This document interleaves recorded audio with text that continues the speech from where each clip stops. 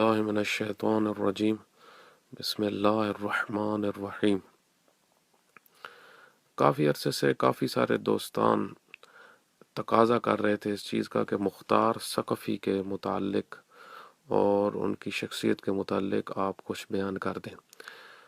تو میں بعض اوقات بعض دوستان کی خدمت میں بعض سوالات کے جوابات عرض کرتا رہتا تھا، لیکن کچھ دن پہلے ہندوستان سے ایک ویڈیو جو ہے وہ سوشل میڈیا کے اوپر لانچ کی گئی، جس کا عنوان یہ دیا گیا کہ علماء نے کیا پاکستان کے جواد نقوی کو بے نقاب۔ تقریباً 1.5 گھنٹے کی یہ ویڈیو ہے کہ جس کو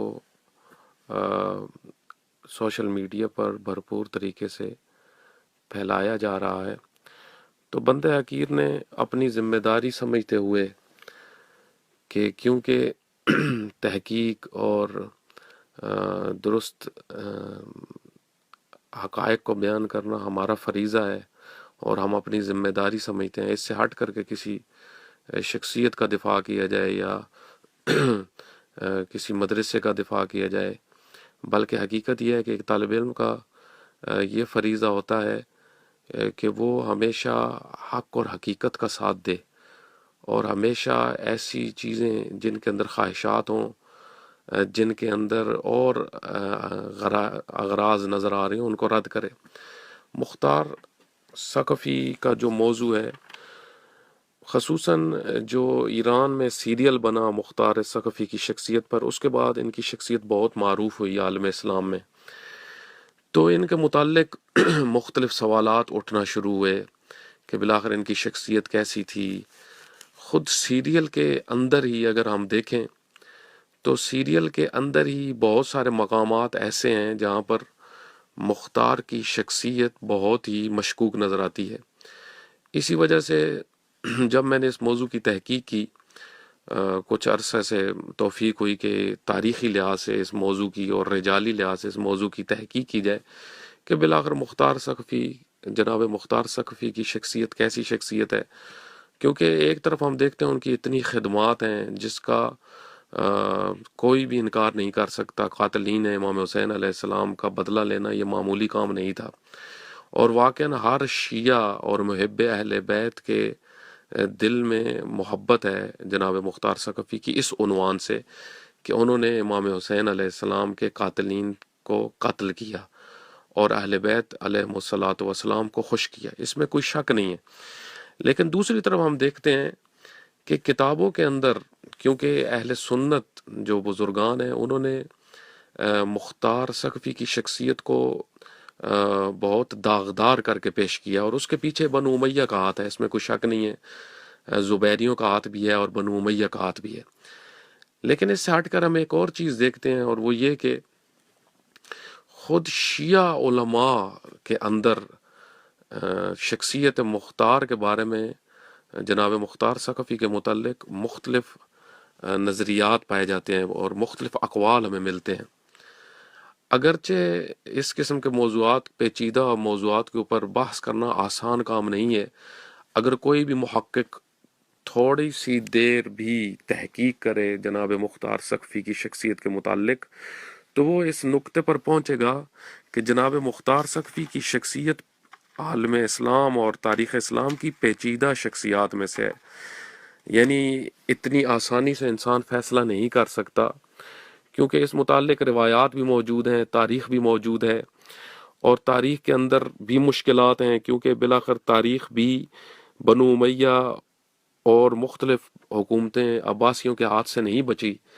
اسی طریقے سے احادیث کا سلسلہ بھی ہے، احادیث کے اندر بھی بہت زیادہ خرابیاں، یعنی جس کو ہم کہہ سکتے ہیں کہ جعلی احادیث کو داخل کیا گیا، اس میں بھی کوئی شک نہیں ہے۔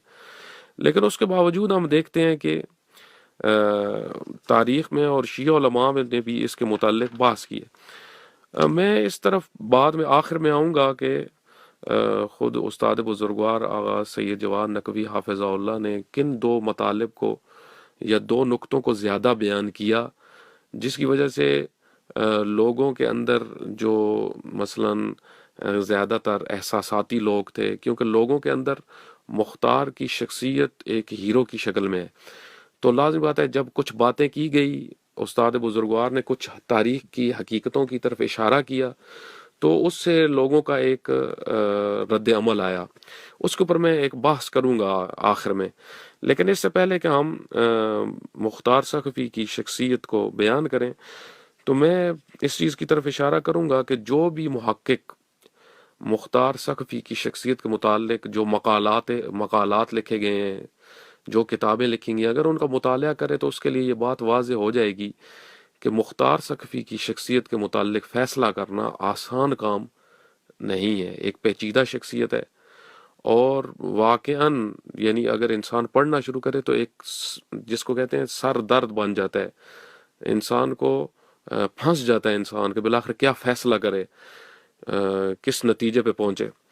ہم دیکھتے ہیں کہ 3 قسم کے شیعہ علماء کے اندر 3 نظریات پائے جاتے ہیں، بہت سارے نظریات پائے جاتے ہیں مختار کے متعلق، اس کی شخصیت کے متعلق بہت ساری آراء ہیں، لیکن جو 3 آراء زیادہ ہمیں نظر آتی ہیں وہ یہ ہیں۔ پہلی رائے یہ پائی جاتی ہے ہم جناب مختار ثقفی کے متعلق، اور اس میں مطلب کو اس وجہ سے ذکر کر رہا ہوں اور اس بحث کو اس وجہ سے طولانی طریقے سے بیان کر رہا ہوں، کیونکہ جو یہ ویڈیو میں نے دیکھی ہے جس کے اندر یہ بیان کیا گیا ہے کہ بہت سارے جوانوں کو مختار کے متعلق گمراہ کیا جا رہا ہے، اور ہم چاہتے ہیں کہ چند علماء بیٹھے ہوئے تھے اور انہوں نے یہ کہا کہ ہم چاہتے ہیں کہ حقیقت بتائیں جوانوں کو۔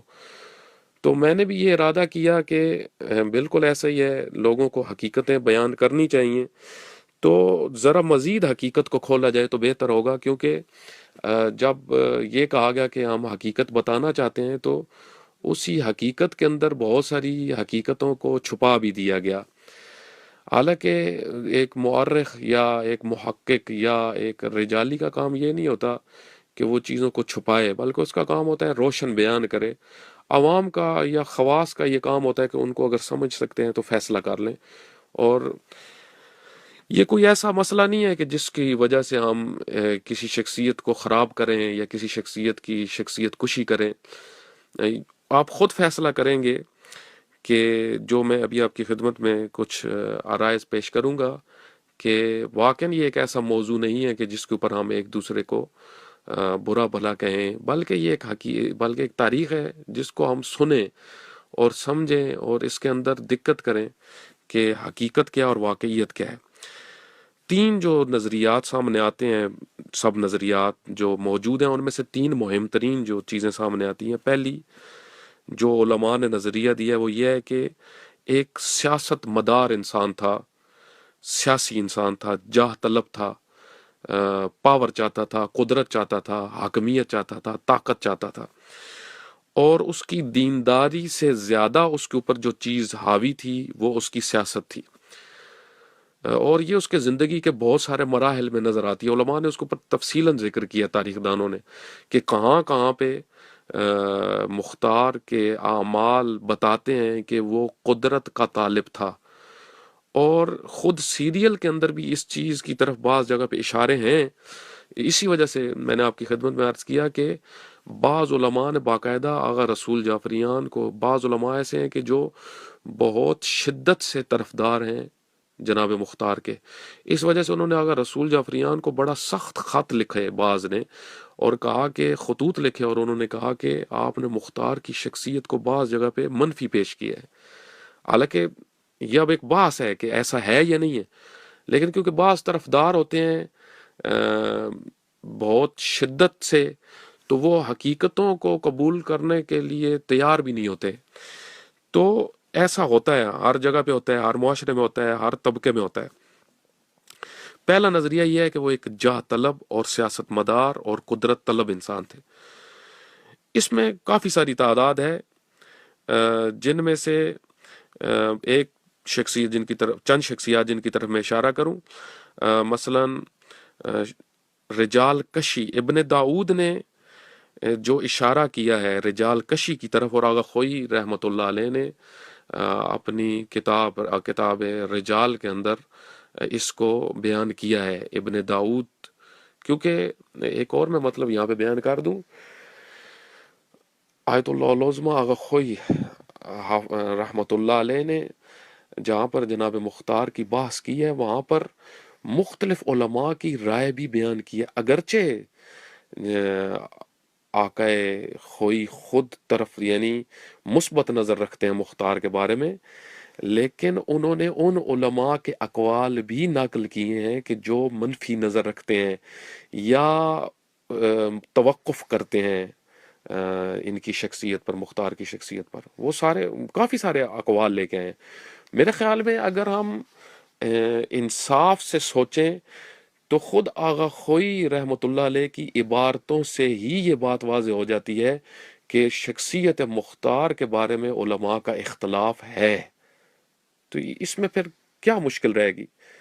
اب کیا ہمیں جو علماء اختلاف رکھتے ہیں مختار کی شخصیت کے بارے میں ان کو تشیع سے نکال دینا چاہیے، ان کو تشیع سے خارج کر دینا چاہیے؟ مثال کے طور پر میں سن رہا تھا ایک مولانا ہے، وہ تقریر کر رہے تھے اور وہ کہہ رہے تھے کہ ایک عالم ہے جو جناب مختار کے بارے میں آج کل منفی پراپاگنڈا کر رہے ہیں اور ایسے علماء کا اسلام سے تعلق نہیں ہے، تشیع سے تعلق نہیں ہے. نعوذ باللہ من ذالک. اب یہ باتیں کرنا کیا ایک ذمہ دار عالم کا کام ہے؟ ایک متدین عالم کا کام ہے؟ میرے بھائی، عوام کو خوش کرنے کے لیے یا فیس بک پر اپنے ویورز بڑھانے کے لیے ایسا نہیں ہے کہ انسان جو بات کہہ دے ممبر سے اور لوگوں کو خوش کرتا رہے. ایسا نہیں ہے. خود آغا خوئی نے وہاں پر ابن داؤد کا قول نقل کیا ہے رجال کشی سے کہ خود کشی جو تھے وہ یہ کہتے تھے کہ جناب مختار کی وہی کیفیت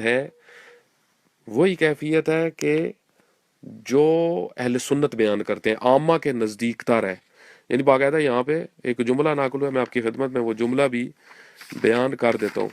یعنی انہوں نے یہ کہا ہے کہ شبیہ ترین ہے کس چیز کے جناب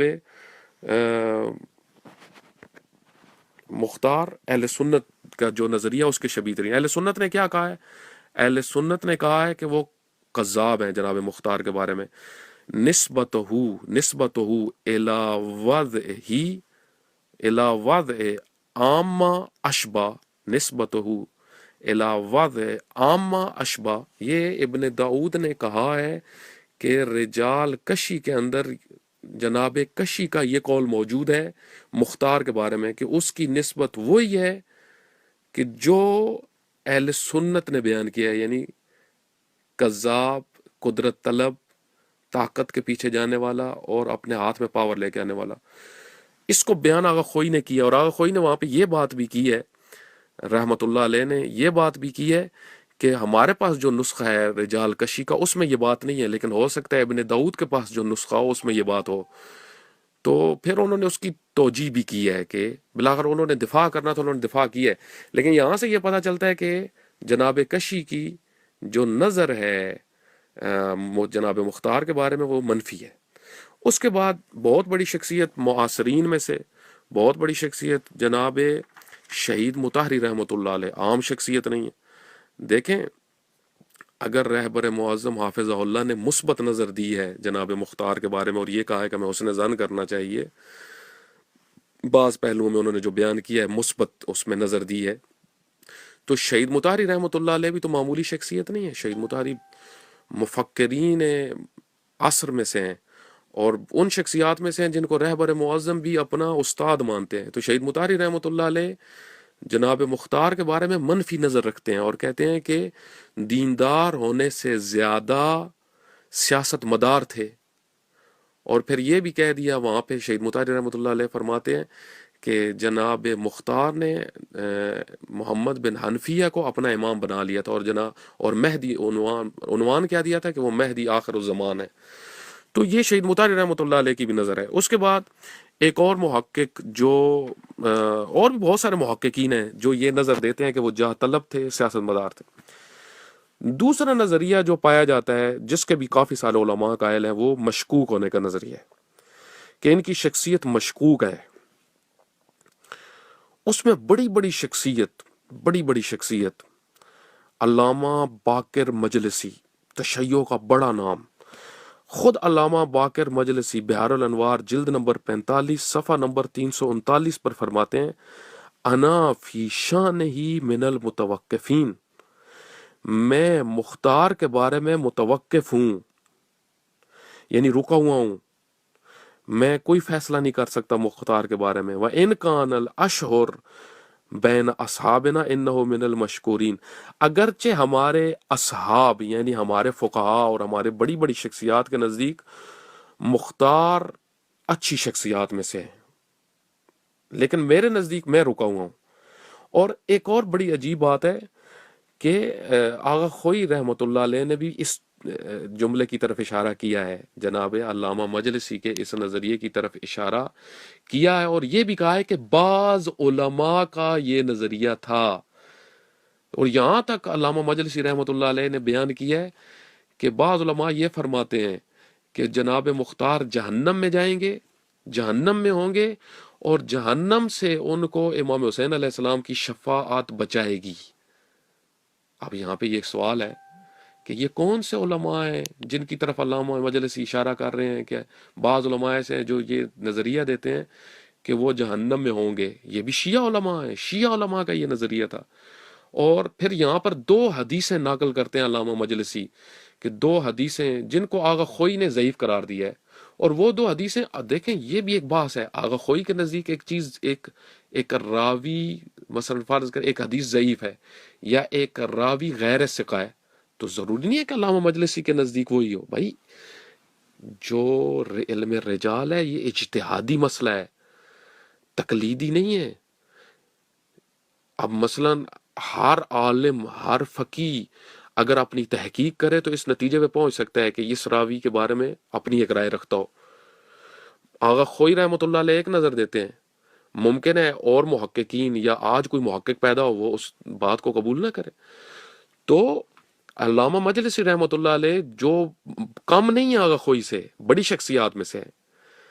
اگر ہم یہ کہتے ہیں کہ آغا خوئی بہت بڑی شخصیت ہے تو علامہ مجلسی بھی بہت بڑی شخصیت ہے۔ اس وجہ سے آغا خوئی نے علامہ مجلسی کا جب یہ نظریہ بیان کیا تو وہاں پہ کہا قدس اللہ سرہ، یعنی عظمت سے یاد کیا ہے، بڑی شخصیت ہے۔ لیکن پھر علامہ مجلسی کیا فرماتے ہیں کہ بہت سارے ہمارے علماء اس نظریے کے قائل ہیں اور دو حدیثیں وہاں پہ نقل کی ہیں، اور لازم بات ہے ان کے نزدیک ان احادیث کا اعتبار تھا تو انہوں نے نقل کی ہے نا۔ تو ایسی احادیث بھی موجود ہیں، وہ احادیث بھی میں بھی نقل نہیں کرتا جس میں یہ ہے کہ مثلا مختار جہنم میں ہوں گے اور رسول اللہ کو گزر رہے ہوں گے تو وہ بلائیں گے رسول اللہ کو، رسول اللہ ان کی نہیں سنیں گے، امیر المومنین بھی ان کی نہیں سنیں گے، امام حسن بھی ان کی نہیں سنیں گے، لیکن امام حسین علیہ السلام ان کی سن لیں گے۔ اس حدیث کو چند بڑی کتابوں میں نقل کیا گیا ہے۔ علامہ مجلسی کے علاوہ اور بھی علماء ہیں جو ان کو مشکوک سمجھتے ہیں، معاصرین میں سے بھی ہیں اور پہلے بھی ہیں، ایک بڑی تعداد ہے جن کی طرف خود آغا خوئی نے اشارہ کیا ہے۔ تیسرا جو بات کہتے ہیں کہ وہ مخلص تھے اور متعاہد تھے، اور خصوصاً متاخرین یعنی یہ جو پچھلی چند صدیوں میں جو علماء گزرے ہیں جن میں آیت اللہ العظمی آغا خوئی، آغا مامکانی، علامہ امینی اور اس کے علاوہ اور چند بڑے بزرگان جو ہیں وہ بہت مثبت نظر رکھتے ہیں جناب مختار کے بارے میں، اور کہتے ہیں کہ جو احادیث نقل ہوئی ہیں ان احادیث میں دو قسم کی احادیث ہیں، ایک مذمت میں نقل ہوئی ہیں، ایک مد میں نقل ہوئی ہیں۔ جو مذمت والی احادیث ہیں ان کو آغا خوئی رد کرتے ہیں، اور جو مد والی ان کو قبول کرتے ہیں۔ بالکل ٹھیک ہے، یہ آغا خوئی کی نظر ہے، لیکن دوسرے علماء بھی تو موجود ہیں، ان کی بھی تو نظر ہے، اور خود آغا خوئی نے ان کی نظر کو بیان کیا ہے۔ اور تیسرا جو ہے مشکوک جو ہیں جو کہتے ہیں ان میں علامہ مجلسی وغیرہ ہیں، اور جو تیسرا نظریہ جو کہتے ہیں کہ مخلص ہیں اور متعاہد ہیں، ان میں نے آپ کی خدمت میں نام بیان کر دی ہیں۔ چوتھی ایک اور چیز جو میں آپ کی خدمت میں بیان کروں، مثلا اور چند علماء کا میں جو بیان کرتا ہوں کہ جو مشکوک ہیں، مرحوم محقق اردبیلی وہ مشکوک جانتے ہیں، اپنی رجال کی کتاب میں فرماتے ہیں والذی یظہر لی ترک سبہ، میرے لیے جو چیز ظاہر ہوئی ہے احادیث کو دیکھ کے وہ یہ ہے، محقق اردبیلی بہت بڑا نام ہے، رجال میں بہت بڑا نام ہے، فقہاء میں بڑا نام ہے، فرماتے ہیں میرے لیے جو چیز ظاہر ہے وہ یہ ہے کہ ان کو گالی نہ دو، بس۔ یعنی اس سے پتہ یہ چلتا ہے کہ وہ کوئی بڑی شخصیت ان کو نہیں سمجھتے تھے، بس یہ کہتے ہوئے نظر آتے ہیں ان کو گالی نہ دو، جس طرح اہل سنت ان کو کذاب کہتے ہیں اس طرح نہ کہو، آئمہ نے منع کیا ہے کیونکہ بالآخر ان کی خدمات بھی ہیں۔ وہ کہتے ہیں ایک اور نقطہ جو آغا محقق اردبیلی بیان کرتے ہیں، اور آغا مامکانی بھی اسی نظریے کے قائل ہیں، اور مرحوم مرزا محمد استر آبادی بھی اسی چیز کے قائل ہیں، اور بہت سارے رجالی بھی اس چیز کے قائل ہیں۔ وہ بڑی عجیب چیز میں آپ کی خدمت میں بیان کرتا ہوں، وَعَدَمِ الْاعْتِمَادِ عَلَى رِوَایَتِهِ، جناب مختار سے جو حدیث نقل ہوگی اس پر کوئی اعتماد نہیں ہے، یعنی ثقہ نہیں ہے۔ یہ کون فرما رہا ہے؟ محقق اردبیلی۔ آغا مامکانی بھی اسی نظریے کا قائل ہے کہ وہ ثقہ نہیں ہے، ان کی وثاقت ثابت نہیں ہے۔ آگئے منہج المقال فی علم الرجال مرزا محمد استربادی کیا فرماتے ہیں؟ وہ بھی یہی کہتے ہیں والذی یظہر لی ترک سبعی، میرے نزدیک ان کو گالی نہ دی جائے۔ تو مجھے بتائیں یہ جو علماء نظریہ بیان کر رہے ہیں یہ تو کوئی بڑی شخصیت نہیں سمجھتے مختار کو، یہ تو کوئی ان کو مخلص، بلکہ یہ تو خود کہتے ہیں ہم پریشان ہیں کہ جو اتنی احادیث نقل ہوئی ہیں جنجالی شخصیت ہے، یعنی اتنی آسانی سے فیصلہ نہیں کر سکتے۔ کیوں؟ کیونکہ بعض احادیث کے اندر آئمہ نے بہت برے طریقے سے رد کیا ہے۔ یہ علماء ان احادیث کے بارے میں پریشان تھے کہ ان احادیث کو کیا کریں، بلاخر یہ بھی تو ہیں۔ تو آخر میں جس چیز کو بیان کرنا چاہتا ہوں وہ دو چیزیں ہیں۔ دیکھیں دو چیزیں ایسی ہیں کہ جس کو زیادہ بیان کیا جاتا ہے اور اس کے اوپر بحث ہے۔ ایک چیز جو ہے وہ یہ ہے کہ جناب مختار ثقفی جس وقت امام حسن مجتبیٰ علیہ السلام کو ضربت یعنی خنجر مارا گیا ران پر، تو اس وقت امام کو مدائن لے جایا گیا۔ جب امام مدائن میں گئے تو وہاں کا جو سرپرست تھا اور رئیس تھا وہ جناب مختار کا چچا تھا، اور وہ امام حسن علیہ السلام کی تائید سے ہی وہاں پہ موجود تھے۔ ان کو حضرت امیر علیہ السلام نے بھیجا تھا، اور اس کے بعد امام حسن علیہ السلام نے بھی ان کو باقی رکھا ہوا تھا۔ جب امام حسن علیہ السلام مدائن گئے تو ان کے پاس گئے، تو وہاں پہ جناب مختار ثقفی نے اپنے چاچا سے یہ کہا کیا ہم امام حسن کو امیر شام کے پاس بیچ نہ دیں، اور اس کے بدلے میں وہ ہمیں عراق کی زرزمین کی حکومت دے گا۔ تو آگے نقل ہوتا ہے کہ اس جملے کو جب امام حسن علیہ السلام کے ماننے والوں نے یعنی شیعوں نے سنا تو وہ مختار کے خلاف غصہ کرنے لگے اور اس کو قتل کرنے کے لیے تیار ہو گئے، لیکن مختار کے چچا نے اس کو بچا لیا۔ اس حدیث کو بہت سارے ہمارے علماء نے نقل کی، حتیٰ شیخ صدوق علیہ رحمہ نے بھی نقل کی ہے۔ شیخ صدوق ہمارے مکتب کے ستون ہیں، شیخ صدوق، انہوں نے نقل کی ہے اس حدیث کو۔ آغا خوئی نے بھی اس حدیث کو بیان کیا ہے اور فرمایا ہے کہ یہ حدیث جو شیخ صدوق ہے یہ مرسل ہے۔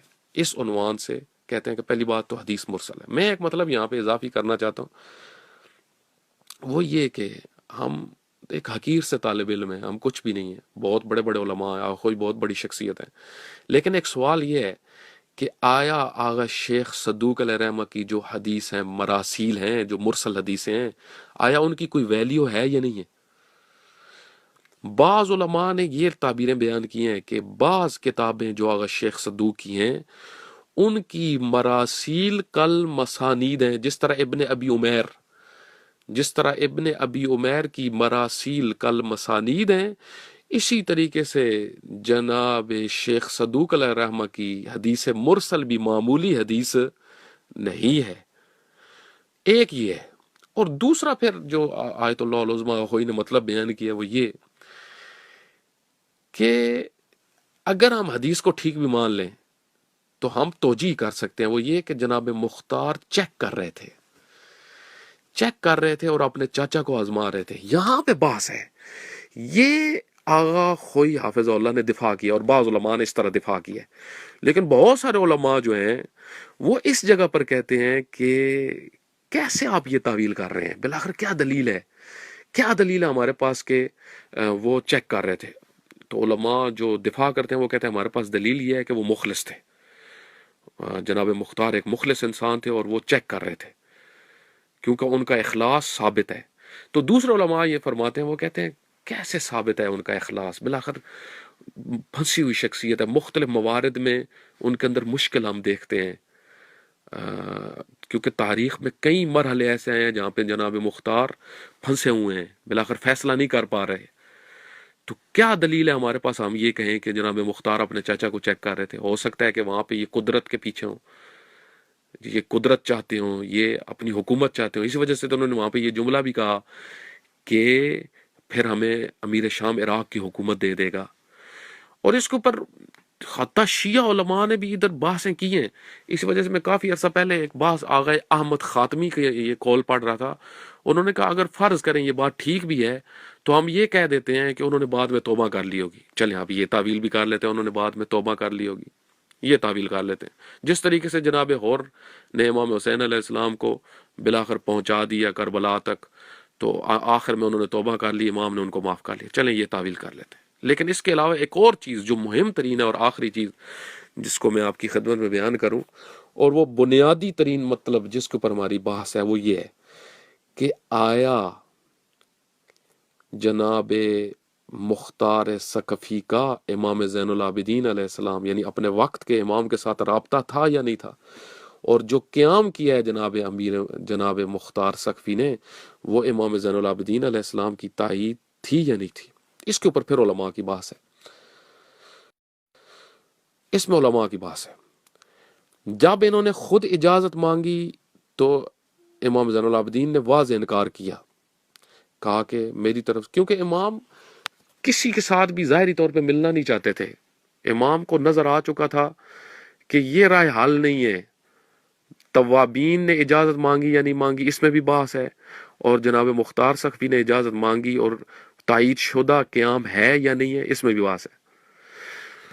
تو احادیث کچھ نقل کی جاتی ہیں، مثلا کہا جاتا ہے کہ امام زین العابدین علیہ السلام کے پاس جب سر بھیجا گیا مثلا ہرملہ کا یا ابن زیاد کا، تو امام نے دعا کی.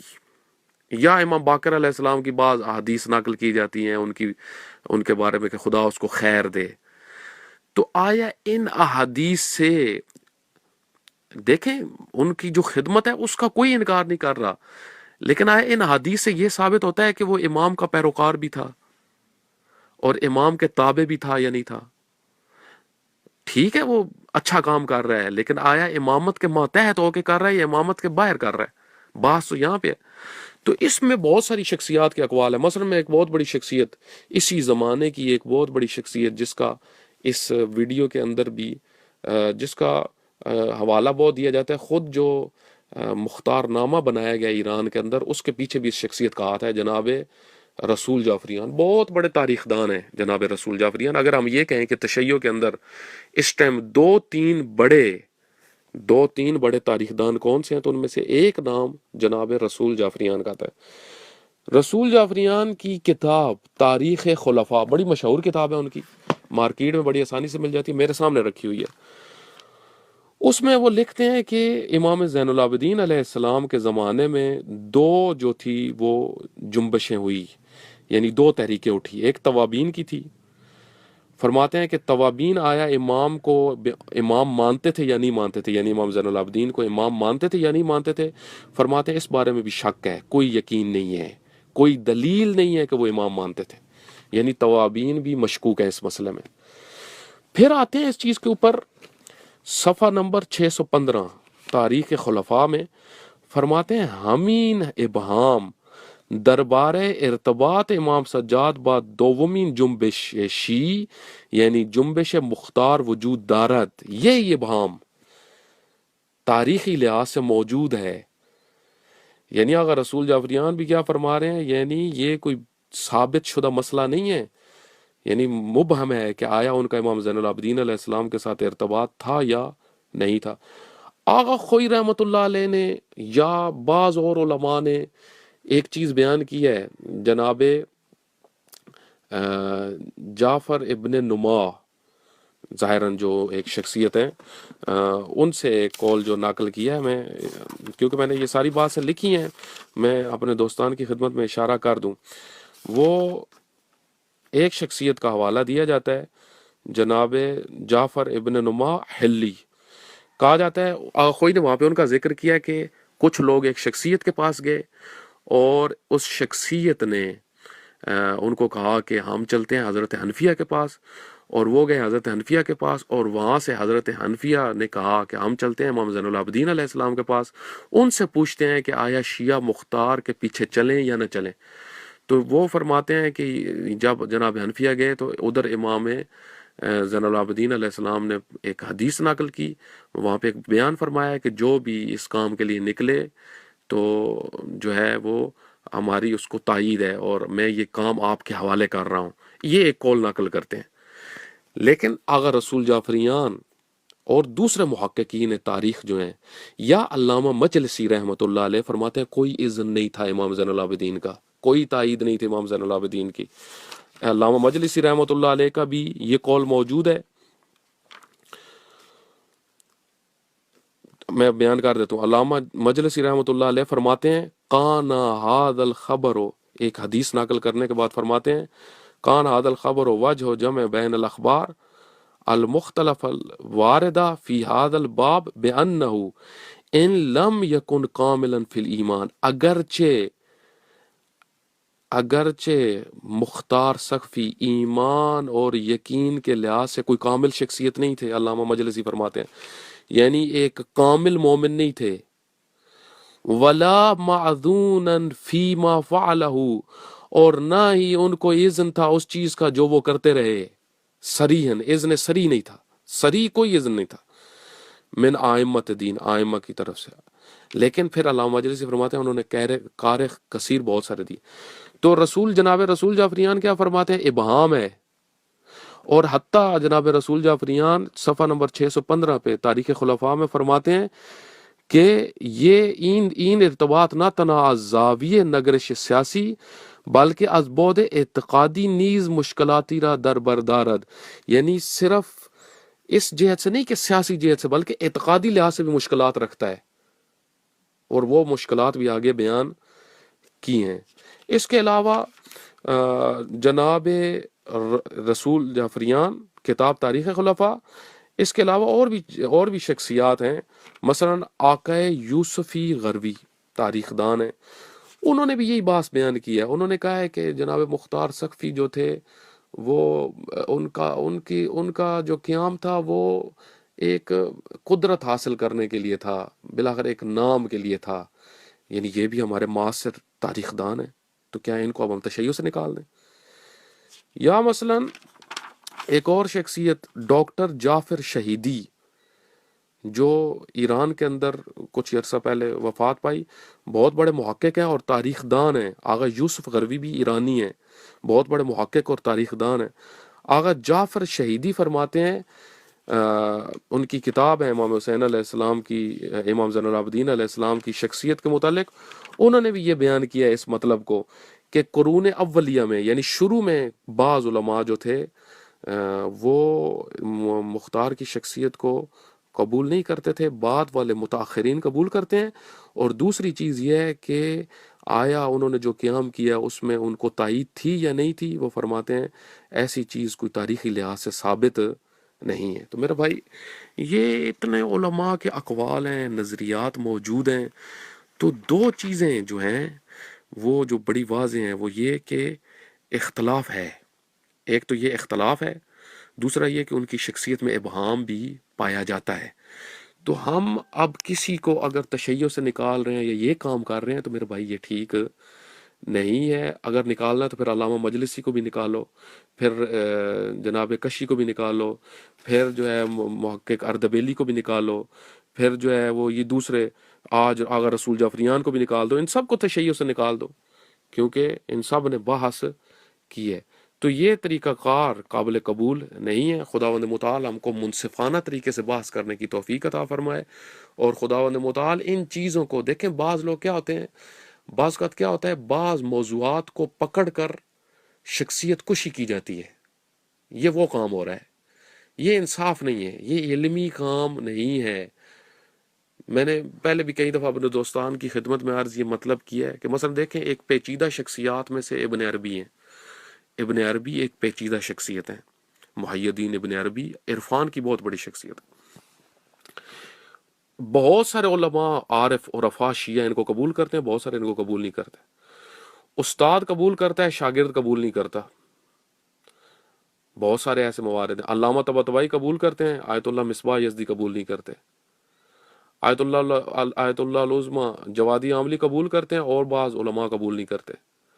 امام خمینی رحمۃ اللہ علیہ قبول کرتے ہیں، بعض اور ان کے شاگردان قبول نہیں کرتے۔ آگے قاضی طباطبائی قبول کرتے تھے، ان کے استاد ظاہراً قبول نہیں کرتے تھے۔ تو یہ پیچیدہ شخصیت ہیں۔ تو اب امام خمینی رحمۃ اللہ علیہ نے جو خط لکھا تھا اس وقت روس، اور اس کے اندر جن یہ لکھا تھا اس وقت کے پریزیڈنٹ جو تھا روس کا، اس کو یہ کہا تھا کہ ان کتابوں کو پڑھو، اس میں محی الدین ابن عربی کی کتابوں کا بھی حوالہ دیا تھا۔ اب ہم دیکھتے ہیں کہ پاکستان میں بعض شخصیات ایسی ہیں کہ جو محی الدین ابن عربی کے کیونکہ نظریاتی لحاظ سے مخالف ہیں، تو وہ اس چیز کو بہانہ بناتے ہیں اور امام خمینی رحمۃ اللہ علیہ کی شخصیت کشی کرتے ہیں۔ کیونکہ بعض لوگوں کا کام یہ ہوتا ہے کہ کوئی مجھے بہانہ مل جائے، میں فلاں کی شخصیت کو خراب کروں۔ یہ ہوتے ہیں، بعض میں یہ مشکل ہوتی ہے۔ تو میرا بھائی یہ منصف عالم کا کام نہیں ہوتا، متدین عالم کا کام نہیں ہوتا۔ مثلا آیت اللہ مصباح یزدی عرفان نظری کو قبول نہیں کرتے، محی الدین ابن عربی جیسی شخصیات کو قبول نہیں کرتے، لیکن کیا وہ امام خمینی رحمۃ اللہ علیہ جو قبول کرتے ہیں یا علامہ طباطبائی جو قبول کرتے ہیں ان کی شخصیت کشی کرتے ہیں؟ نہیں کرتے۔ خود آغا مصباح کے ادارے سے عرفان کی کتابیں چھپتی ہیں۔ یہ لوگ ہمارے لیے آئیڈیل ہیں۔ یعنی ٹھیک ہے، اگر آپ نے ایک شخصیت سے اختلاف رکھنا ہے تو آپ اختلاف اس طرح نہ رکھو کہ وہ اگر ایک بات کرتا ہے تو اس کی علمی بات کو آپ رد کرنے کی بجائے، علمی طریقے سے رد کرنے کے بجائے آپ اس کی شخصیت کو شکارنا شروع کر دیتے ہو، اور پھر جوانوں کو یہ کہنا شروع کر دیتے ہو کہ نہ آپ بہکاوے میں نہ آؤ، ایسا نہیں ہے۔ میرے بھائی یہ سب چیزیں جو ہیں یہ حقیقت سے دور ہیں۔ ہمیں جواب دینا ہے محمد و آل محمد کو، ہمیں جواب دینا ہے سب سے پہلے اپنے خدا کو اور اہل بیت کو، اور ہمارا حق یہ بنتا ہے کہ ہم انصاف کی بات کریں، جو درست ہے اس کو درست کہیں، جو غلط ہے اس کو غلط کہیں۔ دعا گوں ہوں کہ خداوند متعال بحق محمد و آل محمد ہم سب کو راہ حق کی ہدایت فرمائے، اور امام زمانہ علیہ السلام کے حقیقی پیروکاروں میں شامل فرمائے۔